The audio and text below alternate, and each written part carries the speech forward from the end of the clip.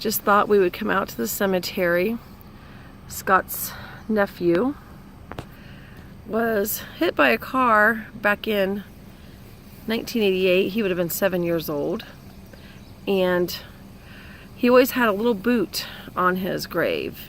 And we noticed one time we were out here that the boot was all broken into little tiny pieces and just couldn't be saved. So in June, when we were in Tennessee, we actually found a little boot, something similar to the one he had.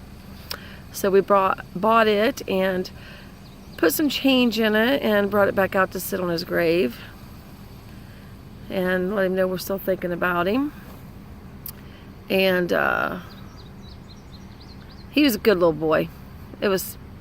Had some fun times with him. There was one day when Scott called him and he said, asked what his mom was doing. He said, oh, she's still in bed. And Scott said, what's she doing still in bed? It's noon. So he talked Josh into going to the sink and getting a a pitcher of water and going in and pouring it on his mom. Scott said, I could hear him turning the faucet on. He goes, oh man, because I knew it wasn't going to be good. And I told him not to tell her I told you to do this. Scott said next thing he knows, he hears Tina screaming and carrying on and Josh yelling, Uncle Scott made me do it. Uncle Scott told me to do it. And, of course, Scott hangs up the phone real fast. That was just so funny. And she always reminded us of it. And then Scott used to work for the poultry, and Josh and I were following him one day, joking around with him. We was following him, and he didn't know it at first. Well, he goes through a red light, and we couldn't tell it was red because the truck was so tall.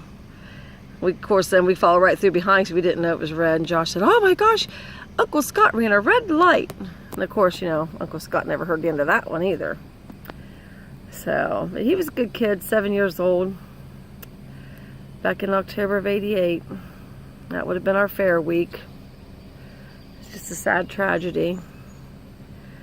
Just God let him know we're still thinking about him though, and we still love him and everything. But I thought I'd share with you that we brought out a boot and put it on there for him.